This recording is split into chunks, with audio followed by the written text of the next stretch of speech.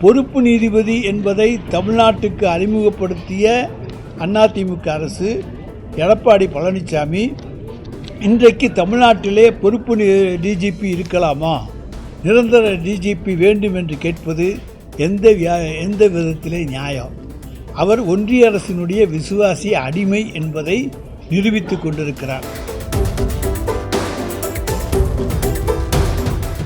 பொறுப்புள்ள எதிர்க்கட்சி தலைவர் விவரங்களை தெரிந்து கொண்டு பேச வேண்டும். யூடியூப்பில் வருகின்ற செய்திகளை எல்லாம்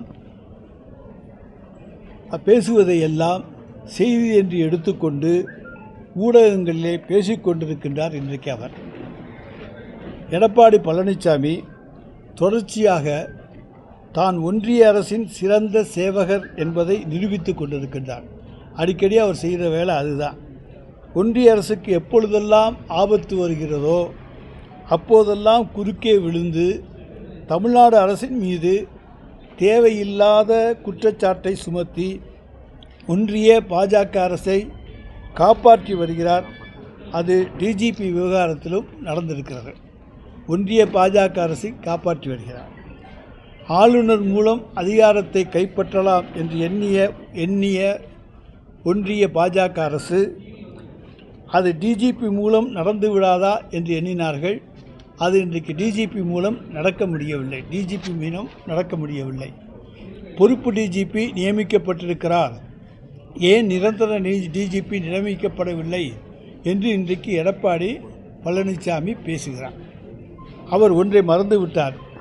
தமிழ்நாட்டுக்கு பொறுப்பு டிஜிபி என்பதை அறிமுகப்படுத்தியவர்களே அண்ணா திராவிட முன்னேற்ற கழகத்தினர் தான். 2011ஆம் ஆண்டு திரு ராமானுஜம் அவர்களை உளவுத்துறை டிஜிபியாகவும் சட்டம் ஒழுங்குக்கு பொறுப்பு டிஜிபியாகவும் நியமித்தது அண்ணா திராவிட முன்னேற்ற கழக அரசு. அதேபோல திரு ராஜேந்திரன் அவர்களை பொறுப்பு நீதிபதியாக நியமித்ததும் அவர்கள்தான். ஆக பொறுப்பு நீதிபதி என்பதை தமிழ்நாட்டுக்கு அறிமுகப்படுத்திய அதிமுக அரசு எடப்பாடி பழனிசாமி இன்றைக்கு தமிழ்நாட்டிலே பொறுப்பு டிஜிபி இருக்கலாமா, நிரந்தர டிஜிபி வேண்டும் என்று கேட்பது எந்த விதத்திலே நியாயம்? அவர் ஒன்றிய அரசினுடைய விசுவாசி அடிமை என்பதை நிரூபித்துக் கொண்டிருக்கிறார். இன்றைக்கு உத்தரப்பிரதேச மாநிலத்தை எடுத்துக்கொண்டிருக்கிறானால் அங்கே 5 பொறுப்பு டிஜிபிக்கள் இருந்து இன்றைக்கும் பொறுப்பு டிஜிபி தான் உத்தரப்பிரதேச மாநிலத்தில் இருக்கின்றார். எனவே பொறுப்பு டிஜிபியை பற்றி இன்றைக்கு பேசுவதற்கு எடப்பாடி பழனிசாமிக்கு எந்த விதமான அருகதையும் கிடையாது.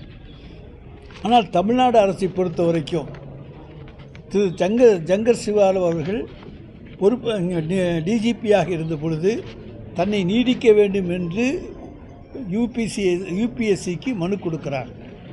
அது தள்ளுபடி செய்யப்பட்ட பிறகு ஒன்றிய அரசுக்கு நம்முடைய தமிழ்நாடு அரசு ஒரு பட்டியலை அனுப்புகிறது. அந்த பட்டியலிலே இடம்பெறாத ஒருவர் தான் டிஜிபியாக வர வேண்டும் என்று கோரிக்கையை வைக்கின்றார். அதனால் காலதாமதம் ஏற்பட்டு அவருடைய கோரிக்கையும் தவிர்க்கப்படுகிறது. பிறகு மீண்டும் ஒரு பட்டியலை யூபிஎஸ்சிக்கு தமிழ்நாடு அரசு கொடுக்கிறது. ஆனால் ஒன்றிய பாஜக அரசு தமிழ்நாடு விவகாரத்தில் தாங்கள் விரும்பிய டிஜிபியைத்தான் கொண்டு வர வேண்டும் என்கின்ற ஒரே நோக்கத்தோடு தமிழ்நாடு அரசு யாரையெல்லாம் கொண்டு வர வேண்டும் என்று விரும்பி கேட்டதோ அவர்களையெல்லாம் மறுக்கிறார்கள். எனவே தான் பொறுப்பு டிஜிபி நீடிக்கிறாரே தவிர இன்றைய பொறுத்த வரைக்கும் ஒன்றிய அரசுக்கு நாங்கள் பட்டியல் அனுப்பி இன்னார் என்று கேட்டிருக்கிறோம். அந்த மாநில அரசினுடைய விருப்பத்துக்கேற்பத்தான் டிஜிபி அனுமதிக்கப்படுவது வழக்கம். ஆனால் இன்றைக்கு அப்படிப்பட்ட சூழ்நிலை இன்றைக்கு நடைபெறவில்லை என்பதை இங்கே நான் தெரிவித்துக் கொள்கின்றேன்.